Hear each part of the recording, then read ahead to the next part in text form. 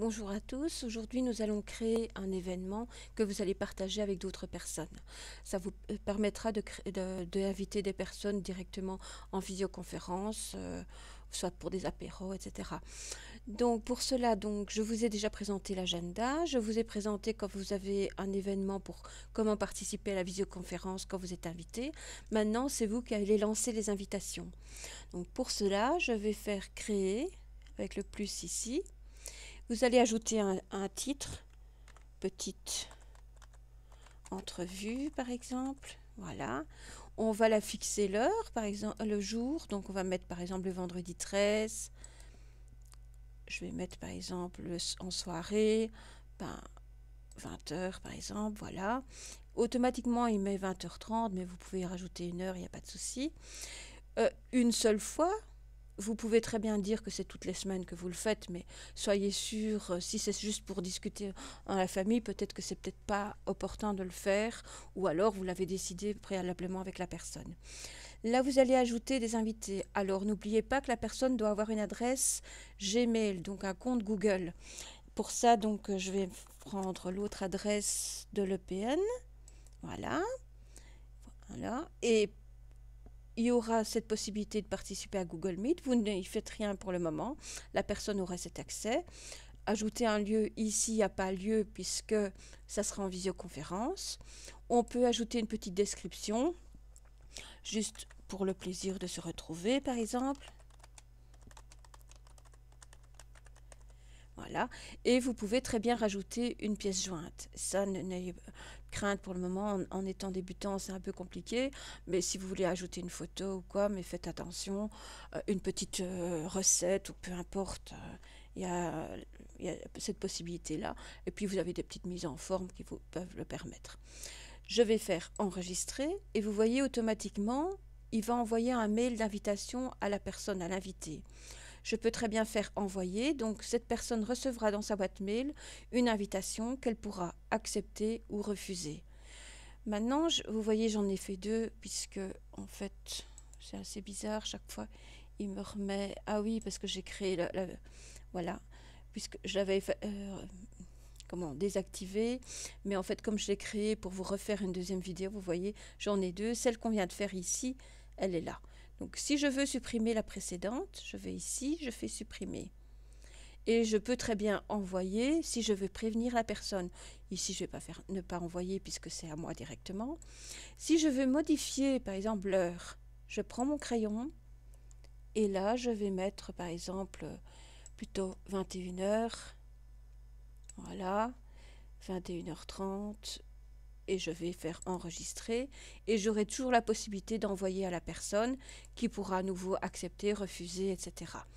Alors, autre chose qui est important aussi, quand vous invitez la personne, regardez, vous avez les droits.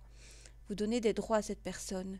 Est-ce que cette personne peut inviter d'autres personnes? Imaginez que vous êtes grands-parents, vous avez envie de voir vos enfants et petits-enfants, mais les petits-enfants sont déjà en ménage, donc les parents peut-être ont les adresses des petits-enfants, ils vont les inviter aussi. Si vous ne voulez pas que ça reste simplement privé entre 2-3 personnes, vous décochez ceci. Si vous voulez que la personne voit la liste des invités, vous cochez ici, sinon non, ça reste plus... Et alors la personne peut très bien modifier l'événement, c'est-à-dire que par exemple si elle veut changer la date et l'heure, elle pourrait le faire, mais pour cela, il faut que ça soit coché ici. Donc faites bien attention aux autorisations que vous donnez à vos invités pour ne pas que ce soit la cacophonie. Imaginez que vous invitez 10 personnes et que ces personnes invitent d'autres personnes, vous vous retrouvez à 100, vous n'avez pas vu arriver, donc là ça peut être... Et si c'est une question de confidentialité, d'autres personnes ne voient pas la liste forcément des invités. Donc faites bien attention à cela. Une fois que vous avez fait tout ceci, vous faites enregistrer. Et voilà, vous avez votre événement. Alors, ce qu'on peut faire aussi, en faisant un clic de droite, donc vous mettez que vous allez participer puisque c'est vous qui avez lancé l'événement. Vous pouvez directement accéder à la réunion, le supprimer ou ajouter une couleur différente. Par exemple, je vais mettre en rouge, comme ça je le vois mieux, ça se dénote par rapport aux autres. Donc, je vais faire enregistrer, et voilà, et il est affiché en rouge chez moi. Donc, c'est terminé pour cette petite vidéo. Ça peut être utile pour par exemple les apéros qu'on a vus au début du confinement au mois de mars. Il y avait beaucoup de personnes qui s'envoyaient des apéros en visioconférence. Vous pouvez très bien le faire. Quand vous avez de la famille éloignée, c'est l'équivalent d'un Skype en fait. Alors, il faut savoir qu'il n'y a pas que cette possibilité avec Google Meet, il y a aussi d'autres applications qui permettent d'accéder à la visioconférence, notamment Viber, Messenger, Skype, Zoom, etc. Alors il faut savoir que certaines applications sont libres de droit comme Jitsi, Jammy, il y en a d'autres aussi, mais certaines ont besoin que ça soit installé sur le PC ici. Une fois que vous avez votre compte Google et que la personne a le compte Google, il n'y a pas de souci. La même chose sur Viber, il faut que la personne ait accès à Viber également. Vous avez Viber, Messenger, il faut que la personne ait un compte Messenger, etc. Donc faites bien attention. L'idéal, c'est de prendre les applications des personnes avec qui vous communiquez régulièrement. Donc le choix de l'EPN pour la visioconférence, c'était en fait que vous avez accès à la Classroom, qui vous demande donc la Classroom de Google.